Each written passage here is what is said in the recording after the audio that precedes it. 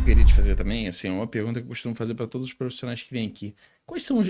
Tudo bem que você já falou um pouco sobre isso, mas quais são os maiores mitos? A gente tá falando de mito que você gostaria de desmistificar. Então, não é que seja uma curiosidade onde a pessoa não saiba nada, é que ela tem uma ideia errada sobre algo. Te dando um exemplo. Sobre o fato de o sabonete ser tudo igual para todas as áreas. Isso acaba sendo um mito. Quais outros mitos dentro da ginecologia você teria para compartilhar, desmistificar e compartilhar com a gente? Opa. Tá. Se eu for falar da infecção vaginal, um dos mitos é coçou é cândida, tá com cheiro ruim é vaginose. Isso é um dos mitos, né? Que normalmente é assim que quem não faz o exame trata. Se tá sentindo coçar, vai tratar cândida. Se tá sentindo cheiro ruim, vai tratar vaginose. Esse é o primeiro mito. O segundo mito, que a mulher não pode ficar sem menstruar. Não, minha avó falava, se não menstruar, o sangue vai pra cabeça. Meu Deus do céu, essa aí eu nunca tinha ouvido, não. O sangue vai pra cabeça. Minha avó falava muito isso, se não menstruar, o sangue vai pra cabeça. O sangue vai pra cabeça, muito bom. Não, o sangue tá preso aí dentro. O sangue tá preso aí dentro. Ele tem que sair. O sangue tá preso aí dentro, vai pra cabeça. Isso é outro mito, tá? Eu acho que são os principais, assim, da ginecologia. Hoje em dia, com o avanço dos anticoncepcionais e das medicações de longa duração, que a mulher não menstrua, né? Antigamente não se usava tanto isso. E hoje em dia tá vindo com muita força, né? DIU, implante, isso tá vindo com muita força. Só que nisso a maioria das mulheres não menstruam. E isso a gente teve que trabalhar muito bem, algumas pacientes, né? Sobre não tem problema não menstruar. A mulher precisa menstruar se ela quiser engravidar. Se ela não quiser engravidar, ela não precisa menstruar. Não tem problema, né? Isso teve que ser trabalhado ao longo do tempo, porque isso era um mito muito forte. E você falou agora sobre métodos contraceptivos. Isso a gente escuta. Eu acho que a maioria das mulheres, quando se interessam em ir numa ginecologista, muitas das vezes eu preciso ver o melhor método contraceptivo. E hoje você, como uma médica experiente, qual o melhor método contraceptivo que você... Não existe melhor. Melhor em regra geral para todo mundo, né? Existe o melhor para aquela mulher e naquele momento. Porque uma mesma mulher, ela pode se adaptar muito bem a um método em uma fase e outro método em outra, tá? Então, eu vou te dar um exemplo. Antigamente, se usava muito pílulas orais. Pílulas combinadas orais. Que era o mais comum. Remédio todo dia. Remédio todos os dias, né? Hoje em dia, como veio muito forte esses remédios de longa duração, esses contraceptivos de longa duração, hoje em dia a mulher vê uma praticidade nisso. Então, eu tenho paciente que na adolescência usou comprimido por 10, 15 anos, e hoje em dia, depois de ter filho, ela fala para mim, eu não quero mesmo mais ter filho, usa um método de longa duração. Então, a mesma paciente já usou 2 métodos diferentes, dependendo da fase da vida dela. Então, não existe um melhor. Existe aquele para aquela paciente. A gente tem a opção de comprimido, a gente tem a opção de injeção, a gente tem a opção de anel vaginal, a gente tem a opção de adesivo, a gente tem a opção de DIU, a gente tem a opção de implante, fora a camisinha, né? Mas existem diversos métodos, mas cada um vai ser ideal para uma paciente. Mas eles diferem em questão de assertividade? Sim. Total certeza. Porque, desculpa até te interromper, porque ficou famoso. Já vi algumas imagens dessas que a gente não sabe hoje em dia o que é IA, o que não é e tal. Criança nascendo com DIU. Não, então, ainda com um negocinho na mão, né? Não, isso na mão é mentira. Lógico. Porque o local que o DIU fica, a criança não tem contato direto, porque tem a bolsa no meio. Mas muita paciente, quando eu falo sobre DIU em consultório, fala isso. Mas e se eu engravidar? Eu falei, olha só, todo método tem chance de você engravidar. O único é a abstinência sexual. Se não fizer esse, tem chance de engravidar, tá? Mas o DIU é um dos mais seguros. Não é o mais hoje em dia, mas a diferença dele para o Implanon é muito pequena.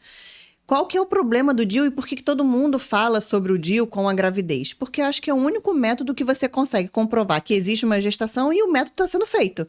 Então, na ultrassonografia, você consegue ver o método e você consegue ver a gestação. Você fala, bom, se você chegar para uma paciente e falar para você, eu tomo pílula anticoncepcional e engravidei, a primeira coisa que as pessoas vão falar, tomou errado, esqueceu. Verdade. Ninguém dá crédito à falha do método, né? Obviamente que ela existe. Existe. Não é pequena, em comparação com esses de longa duração. Mas o DIU é isso, você tá vendo o método ali. Não tem como falar, não, a paciente não tinha, o DIU tá ali, gente. Na ultrassonografia aparece o DIU e aparece o neném. Então, acaba que todo mundo se espanta muito com isso, né? Mas o DIU é totalmente seguro, é um dos métodos mais seguros que tem hoje em dia. É porque, realmente, os que a gente escuta, tirando, obviamente, a camisinha, é o DIU, o Implanon, né? Que é Sim, muito que é o mais, conhecido também. eficaz Hoje em atualmente. dia é o mais eficaz? Hoje em dia é o mais eficaz. Mais eficaz que, E mais inclusive, que prático, laqueadura. Ele é muito prático, tá? Obviamente ele tem muitas vantagens, ele é mais fácil de colocar. Tem paciente que tem nervoso de colocar DIU, porque dá um pouco mais de cólica. Tem paciente que não gosta de ficar com o método com DIU lá dentro, porque, eu tô com um corpo estranho no organismo. E tem paciente que não quer fazer acompanhamento.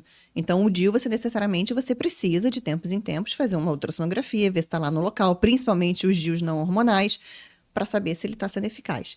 O Implanon não. O Implanon você coloca no braço, você mesmo sente a estrutura, você sente o bastãozinho ali e você sabe que ele está ali funcionando. Então, ele é prático por isso.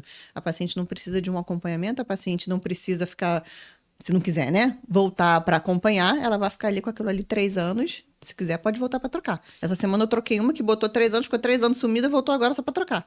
Só pra trocar. Só pra Veio, pagar o tirou. incêndio. E aí eu acho que é até legal até a gente manter essas diferenças, assim, porque a gente escuta aí até talvez alguns mitos, né? Eu já ouvi mulheres dizendo sobre o fato do DIU ele poder causar doenças ginecológicas. Isso é verdade? Isso é um mito? Não. Pode acontecer, tá? Principalmente nessas pacientes, é muito importante, isso não é mandatório, Claro. tá?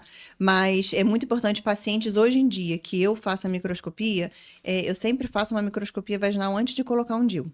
Tá. Porque você imagina, eu tô colocando um dispositivo que vai passar pela vagina e Sim. ele vai lá para dentro do útero. Se eu levo bactéria lá para dentro, a bactéria fica Ele foi lá, né? é como um carro, as bactérias foram pulando, ele foi entrando. E ele foi carregando, como né? um ônibus. Exatamente. E aí isso pode dar infecção pélvica, infertilidade, então isso pode realmente trazer. O fio do DIU fica em contato na vagina, né? Então, se essa vagina estiver infectada, ali pode ser um caminho, uma porta de entrada para um processo infeccioso. Entendi. Então, mas você tendo, isso que eu tô falando, você fazendo um acompanhamento, uma prevenção, se você faz um exame antes de colocar, você sabe que você tá sem queixa, você coloca, faz prevenção, vai lá, faz seu preventivo, vê que não tá infectada. A chance do DIU trazer todos algum esses métodos contraceptivos, eles têm perda de libido? A mulher tem perda de libido ao usá-los? Sim. O único que não tem é os que são não hormonais, né? Que é o DIU de cobre. Cobre com prata. O que acontece? O ciclo menstrual da mulher, ele tem altos e baixos hormonais. Então, a gente tem na primeira fase do ciclo o crescimento do estrogênio e aí na segunda fase do ciclo a progesterona. Então, o estrogênio cresce até chegar no seu pico, que é o pico ovulatório, que é quando a mulher tem a maior excitação, tem maior desejo sexual. E depois que a mulher ovula, começa a progesterona, que é a fase que a mulher não tem mais desejo sexual. Nós somos mamíferos, nós somos iguais aos animais. A gente foi feito para procriar. Então, a gente tem útero, quando eu falo, a mulher só precisa menstruar para engravidar. A gente foi feito para procriar. Então, você tem a primeira fase do ciclo, que é quando a mulher tem a pele mais bonita, se sente mais bonita, tem mais vontade. No auge, no período ovulatório, que é quando ela tem que engravidar, que ela tem que receber o parceiro, o macho, ela tá com desejo sexual em alta. Em teoria, a natureza foi feita porque a gente engravidou, já fez o concepto ali, acabou. Não precisa mais copular. Sai. Não precisa mais. E você perde o desejo sexual. Só que quando você usa um método contraceptivo, você tira isso. Você tira esses altos e baixos hormonais. Você nivela o hormônio todos os dias liberado no corpo. Isso não é o seu hormônio liberado, é uma medicação exógena entrando. Então aquilo fica nivelado. Então não ter esses altos e baixos faz a sua libido diminuir. Obviamente ele não é o único fator. Libido é multifatorial, mas ele pode fazer diferença sim. Mas hoje, o que a gente ouve é que o Implanon é o que tem menos efeitos. Ou o DIU também tem? Não, todos têm. Todos têm perda de podem ter. libido. Todos têm podem perda ter. de libido. Uns mais, outros menos? Todo hormonal pode ter. Tá. Todo e aí hormonal. também depende muito da reação Depende da muito mulher. da paciente, É. exatamente, tá? Assim, em regras gerais, a grande maioria das mulheres não tem uma libido igual do homem. A mulher não tem libido igual do homem, sim, em regras gerais. Mas existem aquela parcela de mulheres que é igual ao homem, que tem uma libido mais aflorada. É dela, é daquela paciente. Então, essa provavelmente, se botar qualquer método hormonal, para ela não vai fazer diferença. Ela vai continuar com a libido dela boa. Mas, em regras gerais, qualquer hormônio pode dar. Calma.